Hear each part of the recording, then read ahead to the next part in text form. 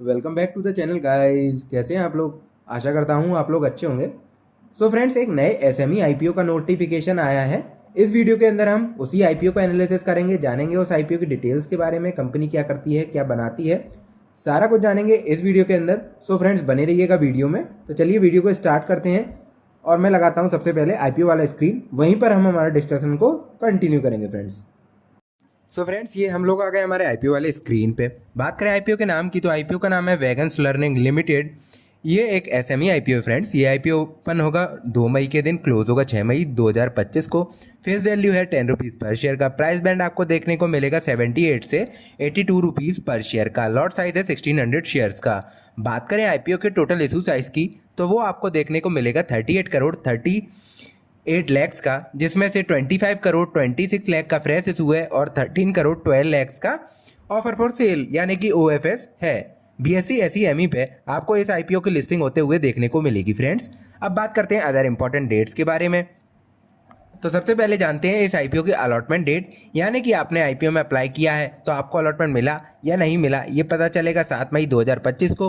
वहीं पर अगर आपको आईपीओ अलोकेट नहीं हुआ तो आपका पैसा रिफंड हो जाएगा 8 मई को, और अगर मिल गया तो आपके डीमेट में शेयर भी क्रेडिट 8 मई के दिन हो जाएंगे। बात करें इस आईपीओ की लिस्टिंग डेट की, तो वो आपको देखने को मिलेगी 9 मई 2025 की। अब जानते हैं फ्रेंड्स किस कैटेगरी में कितना परसेंट रिजर्वेशन रखा गया है। तो सबसे पहले क्यूआईबी कैटेगरी की बात करें तो उसमें रखा गया 11.99% का रिजर्वेशन। वहीं पर रिटेल कैटेगरी के लिए 50% का और एचएनआई कैटेगरी के लिए 38.01% का रिजर्वेशन रखा गया है। अगर आपको रिटेल कैटेगरी में एप्लीकेशन लगानी है तो आपको मिनिमम 1 लॉट की एप्लीकेशन लगानी पड़ेगी, जिसकी वैल्यू होगी 1,31,200 रुपीज़। वहीं पर अगर आपको एचएनआई कैटेगरी में एप्लीकेशन लगानी है तो आपको मिनिमम 2 लॉट्स की एप्लीकेशन लगानी पड़ेगी, जिसकी वैल्यू होगी 2,60,400 रुपीज़। बात करें प्रमोटर की शेयर होल्डिंग की, तो प्रीआई पे प्रमोटर के पास 73.24% की शेयर होल्डिंग है। वहीं पर बात करें आफ्टर द इशू, ये घटकर हो जाएगी 48.52% की। ये तो हुई आईपीओ की डिटेल। अब जानते हैं कंपनी की डिटेल्स के बारे में। वैगन्स लर्निंग लिमिटेड, ये जो कंपनी है इसका इनकॉर्पोरेशन 2013 के अंदर हुआ था और बेसिकली ये प्रोवाइड करते हैं corporate training, digital learning and skill development solution to the corporate houses, है ना। ये मतलब जो कॉर्पोरेट होते हैं हमारे, उनको लर्निंग, ट्रेनिंग और स्किल डेवलपमेंट के प्रोग्राम रन करती है कंपनी। ऑपरेट करती है B2B मॉडल पे, यानी कि बिजनेस टू बिजनेस मॉडल पे, क्योंकि ये कॉर्पोरेट्स को ही ट्रेनिंग और लर्निंग सॉल्यूशन प्रोवाइड करते हैं, है ना। ट्रेनिंग भी करते हैं, सर्टिफिकेशन भी प्रोवाइड करते हैं, डिजिटल लर्निंग कोर्सेज भी हैं इनके, skill development, trainer outsourcing and payroll management, यानी कि जो पेरोल्स वगैरह होते हैं, मतलब जो एम्प्लॉयज़ होते हैं उनके पेरोल के मैनेजमेंट को भी ये काम करती है। ट्रेनर को भी आउटसोर्स करती है कंपनी, है ना। इसके जो की सर्विस वर्टिकल्स हैं वो यही है: corporate learning development, digital learning solution, skill development and CRS implementation, trainer outsourcing and payroll management. Wagon learning जो है वो स्पेशलाइज है in sales training, customer service, soft skill, behaviour, functional and knowledge based training across the industry like automotive, banking, financial service, pharma, health care, है ना friends. तो basically जो ये company है, मोटा मोटा बात करें तो कॉर्पोरेट हाउसेस को लर्निंग एंड ट्रेनिंग प्रोग्राम्स ये रन करती है उनके एम्प्लॉयज़ के लिए। कंपनी के पास अभी करेंटली 77 फुल टाइम स्टाफ है ना। ये तो वही कंपनी की डिटेल। आप जानते हैं इस कंपनी के फाइनेंशियल के बारे में कि कंपनी कुछ मुनाफा कर भी रही है या नहीं कर रही है। सो फ्रेंड्स, ये मैंने लगा लिए कंपनी के फाइनेंशियल।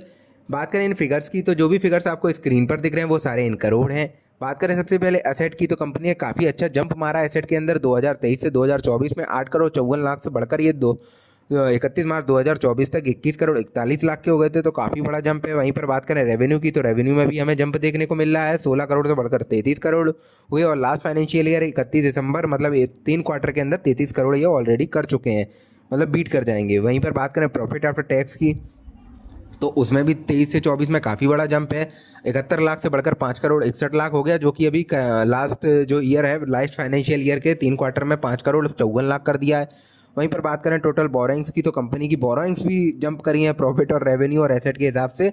4 करोड़ 23 लाख से बढ़कर ये 10 करोड़ 45 लाख की हो गई। वहीं पर सरप्लस भी बढ़ा 1 करोड़ 14 लाख से बढ़कर लास्ट ईयर में 31 दिसंबर 2024 तक 6 करोड़ 68 लाख का सरप्लस भी कंपनी ने मैनेज कर लिया। तो यानी कि डेट बढ़ा है तो सरप्लस भी बढ़ा है, एसेट भी बढ़े हैं। ऐसा नहीं है कि केवल डेट ही डेट बढ़ा हो कंपनी का, तो ये एक अच्छी बात है।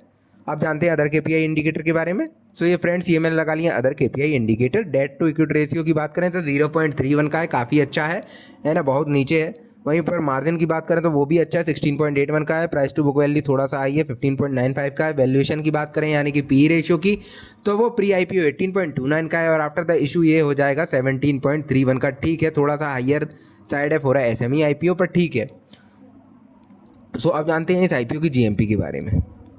सो फ्रेंड्स, ये मैंने लगाया जीएमपी वाला पेज। अभी इसके जीएमपी में कोई भी ट्रेड होता हुआ हमें नहीं दिख रहा है ना फ्रेंड्स। आज ही इस आईपीओ का नोटिफिकेशन आया है, इसीलिए इस आईपीओ में अभी कोई भी मतलब इसमें कोई भी ट्रेडिंग या कुछ भी मूवमेंट होता हुआ हमें जीएमपी के अंदर नहीं दिख रहा है फ्रेंड्स।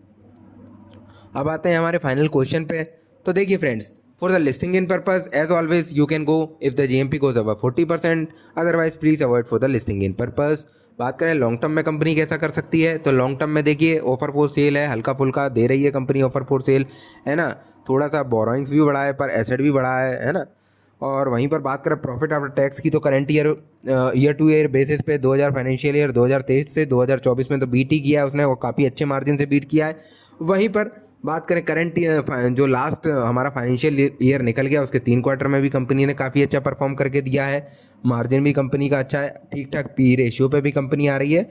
और जो ये लर्निंग कंपनियां होती हैं, कॉर्पोरेट हाउसेस आजकल काफ़ी ज़्यादा इन्वेस्ट भी कर रहे हैं लर्निंग प्रोग्राम पे अपने एम्प्लॉयज़ को, है ना। एम्प्लॉयज़ का जो उनका विनबैक है यानी कि उनको रिटेन करना है, उसके लिए ट्रेनिंग वगैरह वो पर्पस करवाते हैं जिससे कंपनी और ज़्यादा ग्रोथ करे, है ना। चाहे वो भले ही ऑटोमोटिव इंडस्ट्री में तो काफ़ी ज़्यादा ट्रेनिंग प्रोग्राम चलता भी है, वहीं पर फाइनेंशियल में भी काफ़ी ज़्यादा चलता है। तो ये जो कंपनियाँ हैं एक दबी हुई जैम है, मतलब इन कंपनियों पे ज़्यादा फोकस नहीं करते हैं हम लोग, सीधे मोटा मोटा कंपनियों पे फोकस करते हैं। पर ये भी कंपनियां हमें इन फ्यूचर अच्छा खासा रिटर्न बना के दे सकती हैं, क्योंकि कंपनियां काफ़ी ज़्यादा इन्वेस्ट कर रही हैं training and development of their man power, है ना। सो मेरी तरफ से येस है, you can definitely go for this IPO for the long term purpose, है ना।